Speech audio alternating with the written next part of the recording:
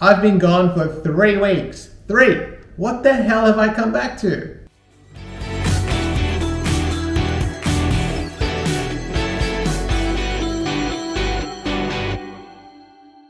Happy New Year! I'm Adrian, the Cruise and Travel Guy. As always, thank you for subscribing to my channel, and if you haven't done so yet, please hit that subscribe button. In 2021, we watched on as the rest of the world got back to cruising, starting with Singapore and then extending throughout Europe, the US, and the UK. We looked on with envy as the world of cruising returned to normal in most places, except of course for Australia. As last year came to an end, news broke that the ban on cruising within Australia was being extended through to February 17th, and as a result of that decision, both Carnival and P&O extended their cancellation on voyages through to April. I, like many of you I'm sure, had hoped for a Christmas miracle of some sort that the start of 2022 would bring to us some clarity about when cruising would return to our shores. In actuality though, recent events around the world make the prospect of an April restart date seem even more out of reach than it did at the end of last year. An explosion of cases linked to the new variant of the virus has been the cause of much concern the world over. As countries contend with rising case numbers,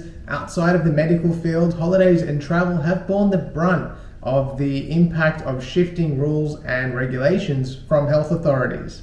This was best demonstrated when the US CDC announced at the end of December that all US residents, whether vaccinated or not, should avoid travel on cruise ships. The organization cited the increased risk of virus spread on board with a reported and documented increase in the number of shipboard cases. The cruise industry responded by outlining that their pre-cruise and onboard health protocols were among the most stringent anywhere in the world and had allowed for over 1 million travelers to return to the sea from the US alone without complication.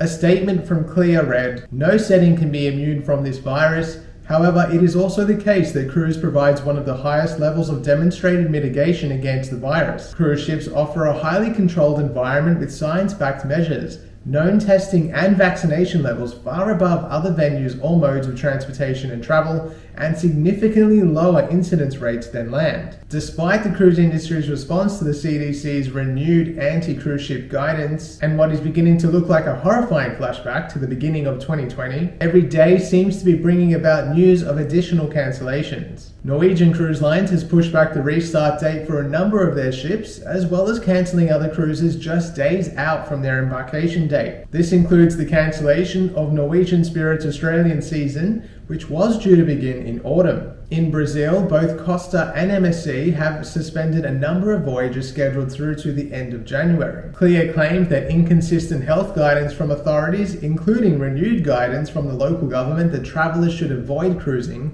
has undermined the approvals provided to the industry to begin sailing in the first place. News also broke that Hong Kong has brought in a raft of restrictions, including a ban on cruising for the next 2 weeks. That resulted in the suspension of planned cruises on board Spectrum of the Seas and World Dream. Australians on local land haven't been immune to these developments either, with local expedition line Coral Expeditions running into trouble in both Queensland and Tasmania. In Hobart, 2 people tested positive for the virus on board flagship Coral Discoverer, and as a result, 30 crew and 60 passengers were deemed close contacts and had to isolate for 7 days. This is despite rigorous health screening and vaccination requirements. In Cairns, delays in returned PCR test results caused the cancellation of a voyage on board Coral Geographer. In the US, according to the CDC, all 92 cruise ships operating within the region with passengers on board have, through their regular testing, identified positive cases. Despite this, most cruise lines have continued to operate their scheduled voyages,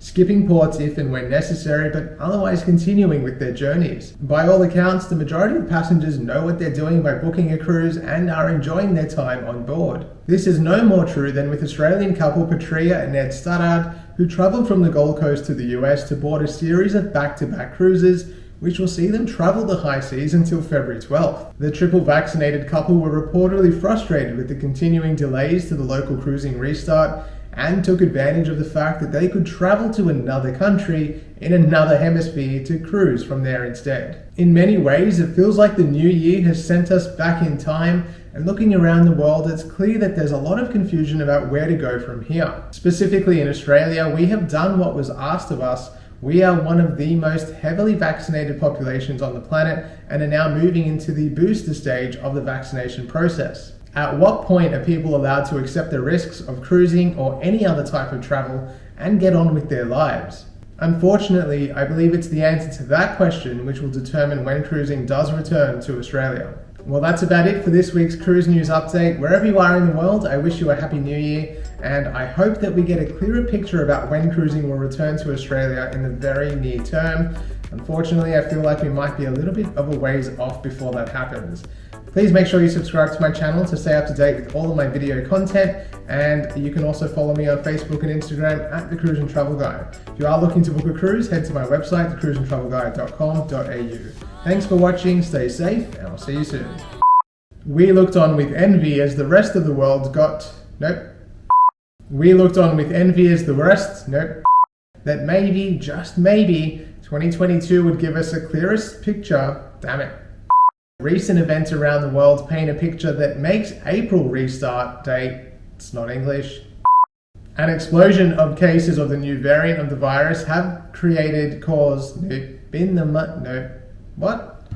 Holidays and travel have borne the brunt of the impact of changing regulations and recommendations from health authorities.